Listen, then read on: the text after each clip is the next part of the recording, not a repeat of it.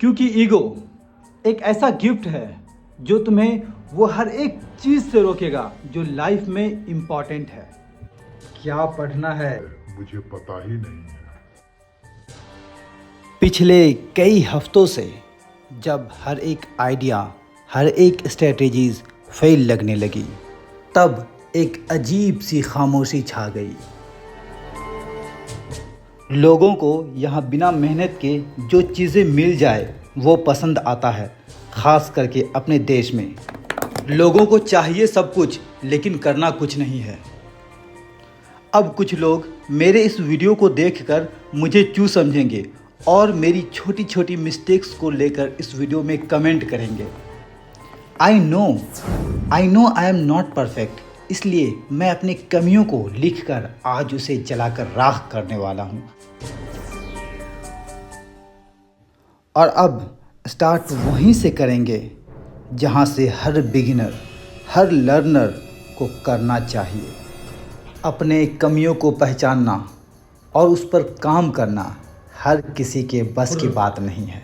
मुझे लोगों के सामने इंग्लिश बोलने में शर्म आती है। मुझसे बहुत सारी गलतियां होती है। क्या पढ़ना है मुझे पता ही नहीं है। मैंने इन सारे एक्सक्यूज़ों को आपके सामने चलाकर राख कर दिया है। मैं अपने सामने कोई भी बाधाएं नहीं चाहता। आखिर हमारे अंदर भी ज़मींदारों का खून है। पहले थोड़ा थोड़ा, फिर मेहनत और ज़्यादा करेंगे।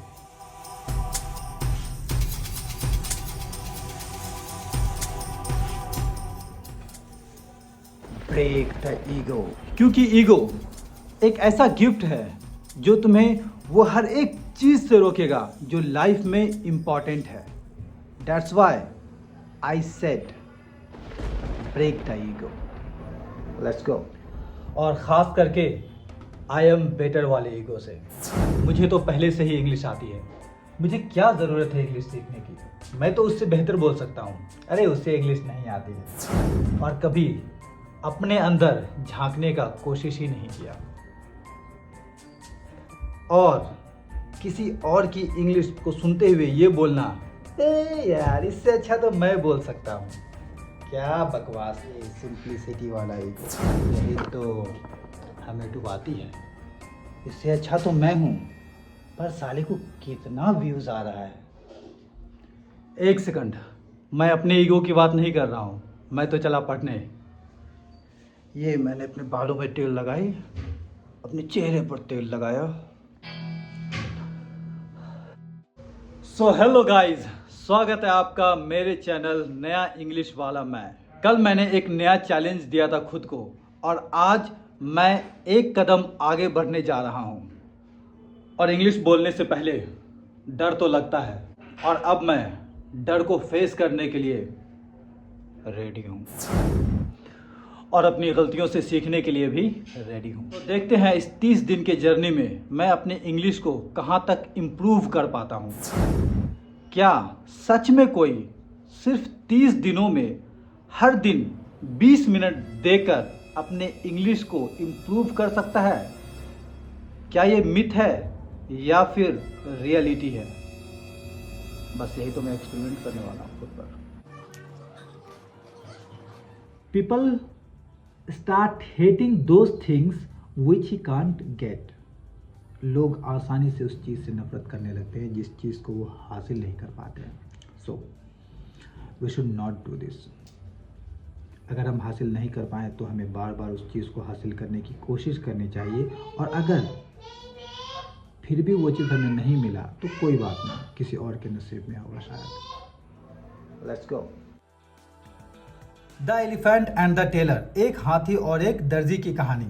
इन a village an elephant used to go for a bath passing by a tailor shop. एक गांव में एक हाथी नहाने के लिए जाया करता था और वो हमेशा एक टेलर के शॉप के सामने से गुजरता था। The tailor was use to give bananas to the elephant daily, और टेलर हर दिन इसको बनानास खिलाता था। One day the tailor was in foul mood, एक दिन टेलर का मूड खराब था। FOUL फाउल मीन्स खराब। Let me write it here. The elephant came out and waited for bananas, और हर दिन की तरह हाथी दुकान के बाहर खड़े होकर बनानास का वेट करने लगा। Giving bananas the tailor pricked a needle in its trunk. Instead of giving bananas the tailor pricked a needle in its trunk. What is the meaning of instead of? The meaning of instead is के वजाय। pricked means चुभाना। तो Taylor ने क्या किया, उस दिन उसको केला नहीं देकर उसके ट्रंक में नीडल चुभा दिया।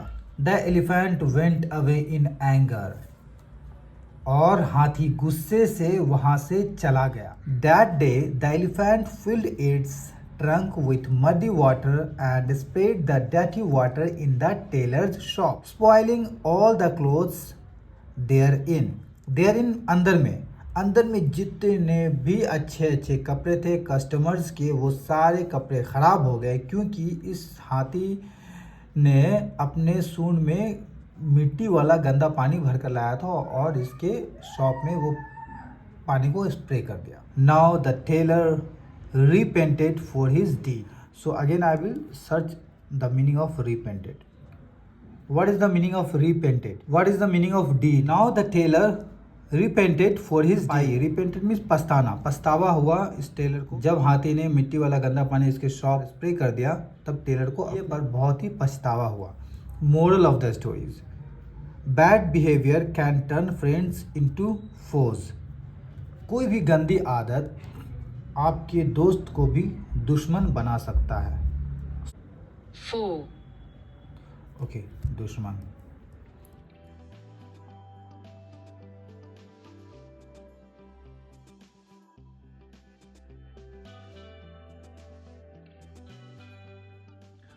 Okay, there he saw a grape vine with bunches of grape. Dignity means है एक ऐसा अंदाज, एक ऐसी प्रेजेंस जिसमें इज्जत, शान, कॉन्फिडेंस और सेल्फ रिस्पेक्ट दिखाई दे।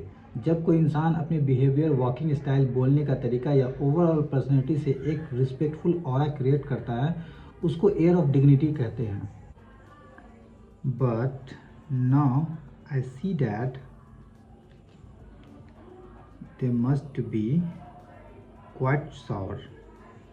मुझे बस ऐसा लगा कि ये अंगूर बहुत ही रसीले और पके हुए हैं, लेकिन असल में तो, और वो उसने कैसे कहा एकदम शान से, लेकिन असल में तो ये अंगूर बहुत ही खट्टे होंगे।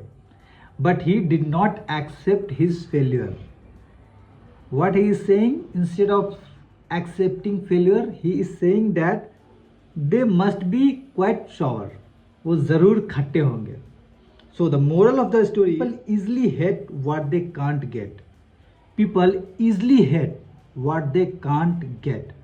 लोग आसानी से उस चीज़ से नफरत करने लगते हैं जिसको वो हासिल नहीं कर पाते हैं। लोग आसानी से उस चीज़ से नफरत करने लगते हैं जिसको वो हासिल नहीं कर पाते हैं। लेकिन we should never give up.